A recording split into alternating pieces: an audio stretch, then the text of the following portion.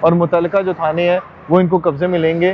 फिर इन गाड़ियों के 4-4 दिन, 5-5 दिन, महीनों ये गाड़ियाँ खड़ी रहती हैं, क्योंकि इनकी ख़िलाफ़ जो कार्रवाइयाँ होती हैं वो इतनी सख्त होती हैं कि इस पर भारी जुर्मानों के साथ साथ इन गाड़ियों को जो है वो बंद किया जाता है, और ये तब तक बंद रहती हैं जब तक ये क़वानीन पर अमल दरामद के लिए यकीन दहानी नहीं करवाते। तो इस तरह की सूरत हाल होती है सड़कों के ऊपर इस्लामाबाद में जब आप खिलाफ वर्जियाँ करते हैं और उसके ऊपर इस्लामाबाद ट्रांसपोर्ट अथॉरिटी एक्शन लेता है। तो मैं नहीं आ रही, आप फैसला करें जी। जी सर, आप फैसला करें कि ये मीडिया में है या ये रज़ाकार है या क्या है?